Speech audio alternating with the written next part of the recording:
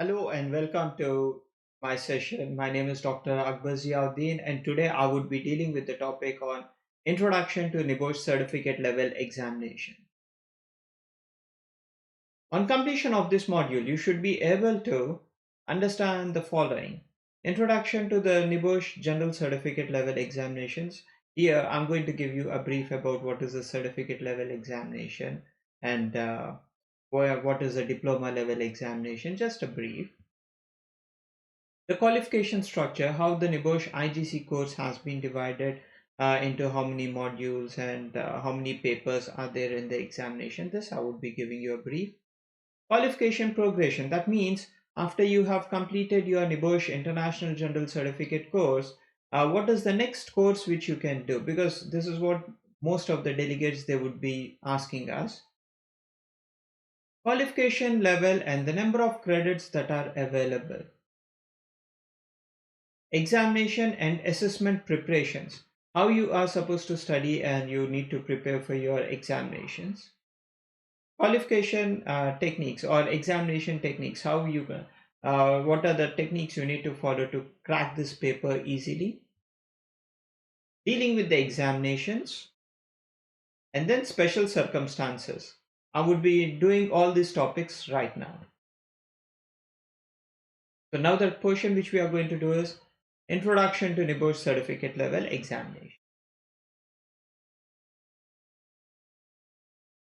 Now, why is health and safety important? Why is this course being formed?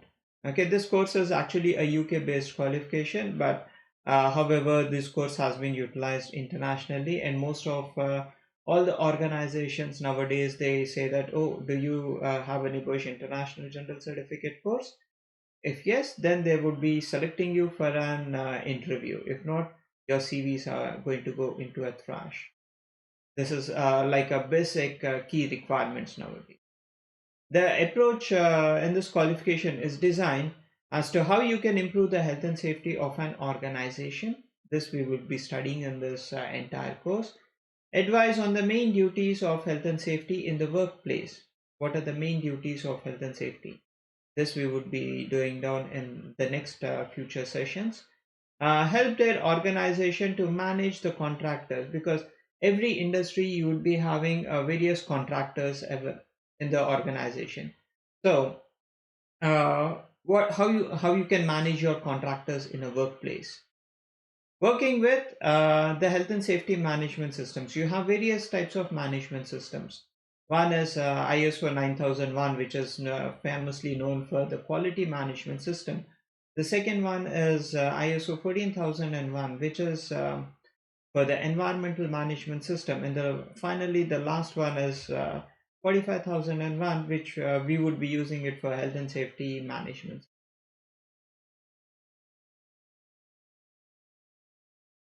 In this course, we would also be focusing on the behavior-based safety, the health and safety culture, how a culture can affect an organization as a whole.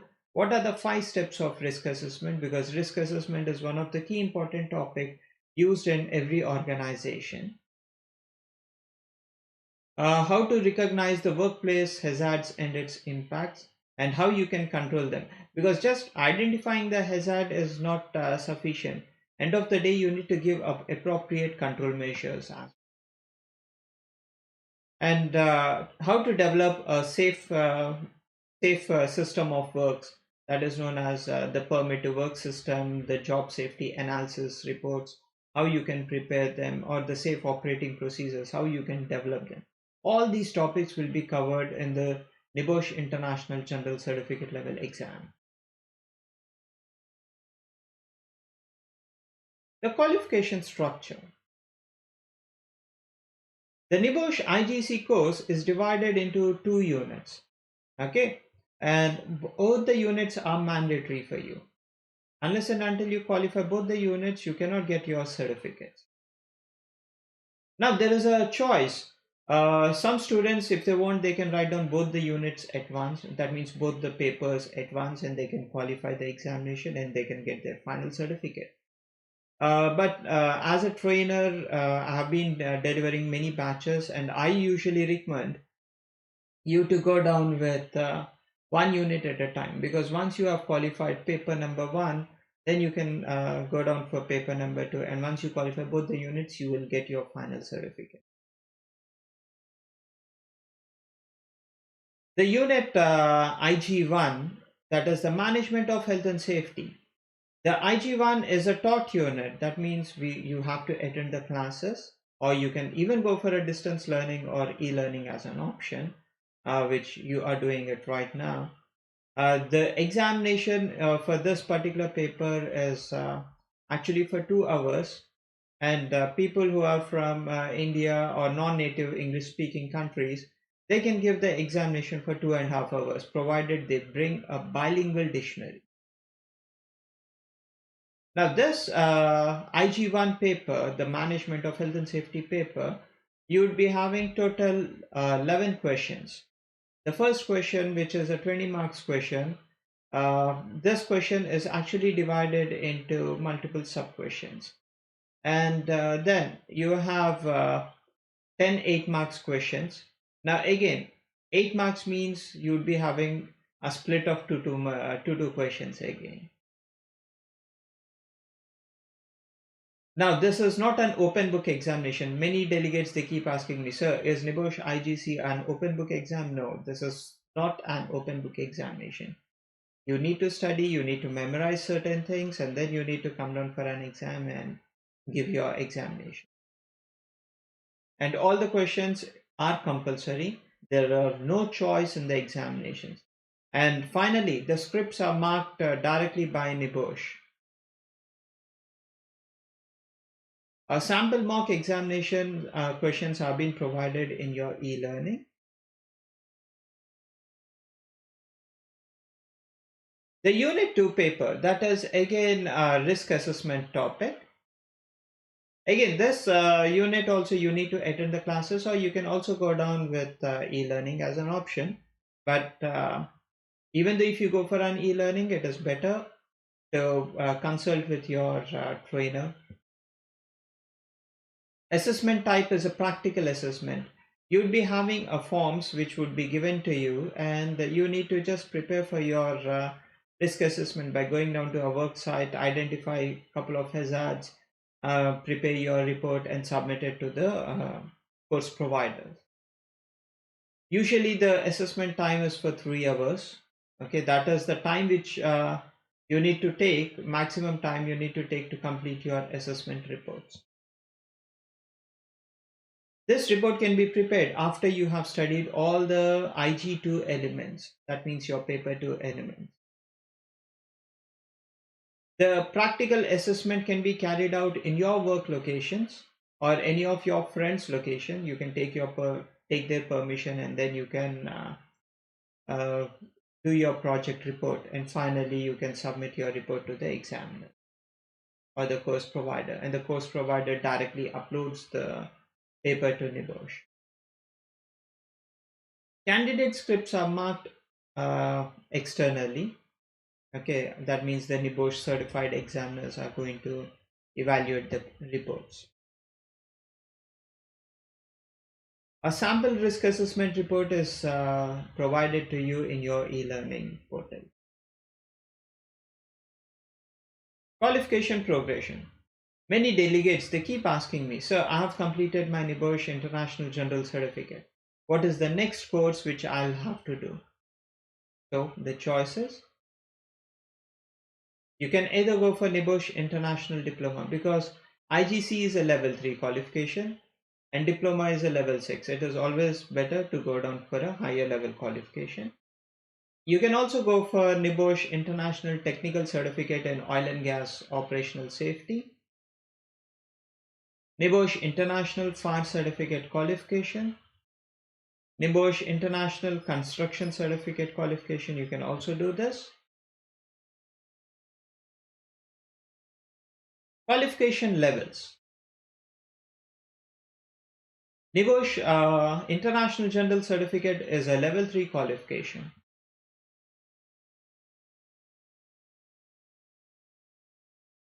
Examination dates.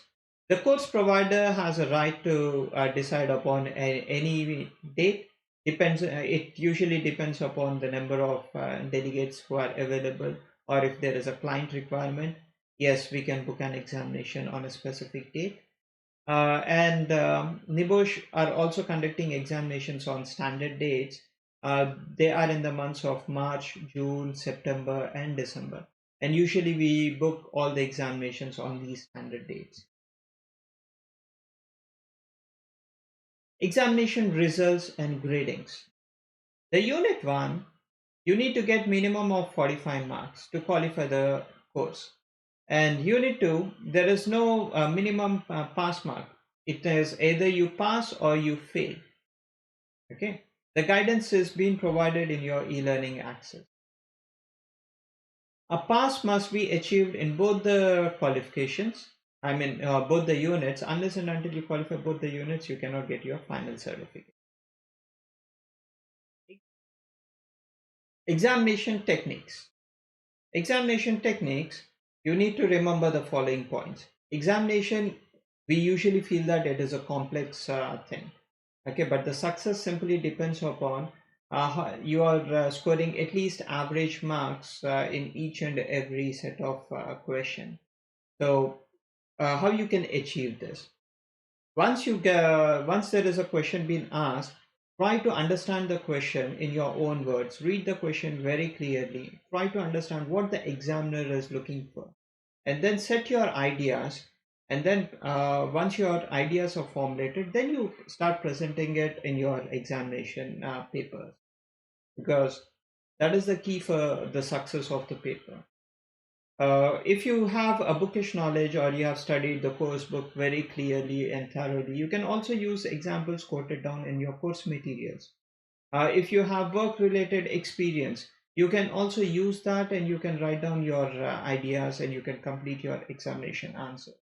There is no standard answer. Try to understand what the examiner needs and then give an answer in detail. And no questions will be asked outside the syllabus. An important examination skill is reading the question and then try to understand and then present your answer. This is the key for the success. Some sample study questions are being provided in your e-learning portals. You can also go through them, and if you have any questions, doubts or anything, you can directly approach me. I would be providing you with my contact numbers in the description.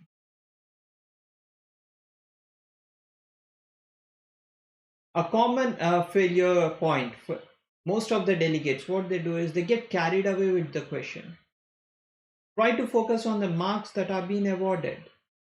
Each question has a specific number, okay, number of marks, like 4 marks, 8 marks questions are there, 10 marks questions are there. So try to understand, if it is an 8 marks question, try to write down for an 8 marks answer. Do not write down for 30 marks answer. You will not be gaining any extra score for it. So there are some maximum marks that are being awarded. Okay. So try to understand and give the details in a nutshell. Okay. And examiner, they want relevant points. Okay. They do not want points from here and there. They want what is actually needed in the exam. Ensure that you explain each and every issue, okay, and convince the examiner, okay, with all the important points. Okay, this is one of the most important thing. And when you are explaining, try to give an example in a good proper way. A practical example is a key. Dealing with the examinations. Now, when you're coming down for an examination, it is always better know the location of the examination hall beforehand, or at least one day before. Okay? Or you can contact the course provider and try to ask them for an appropriate location. Usually we provide a Google Maps location, and we do the examinations mostly in hotels, okay, or in a prominent locations, which is easy to identify. But know the place of examination beforehand. Arrive in good time. That is, you need to come down at least 1 hour before, because there are some registration protocols for an examination, like ID checks will be done. So when you're coming down for an examination, you need to bring your admit card, bring your passport, not copies. I need passport in versional, or at least your government ID proof will be needed. Okay, and that too, it has to be a valid ID proof. Okay, that has come down from the government of any government. Bring your candidate number, pens, pencils, all the stationery stuff which you need for an examination. Carry it along with you. You can bring your bottle of water or sweets if you feel like eating it during the examination, just like a stress buster. You're more than welcome, but we usually provide water. Okay.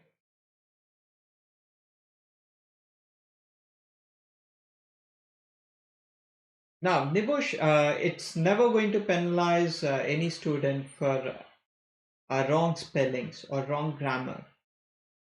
If your handwriting is not readable or not understandable, then only you would be losing your mark. So that means your script has to be neat and clean and clear.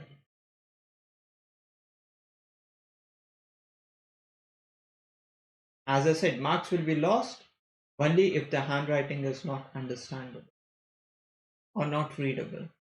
Okay. Read the entire instructions before you start your examination. It is a good practice.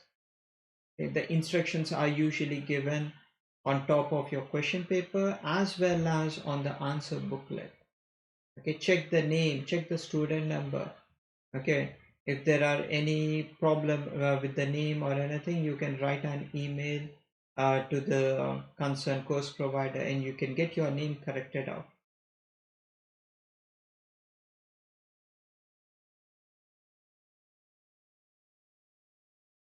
If you start running out of time, okay, you can answer the questions in bullet points. Okay, for almost all the questions, try to give it in detail. If you're running short of time, then only you go for a bullet point.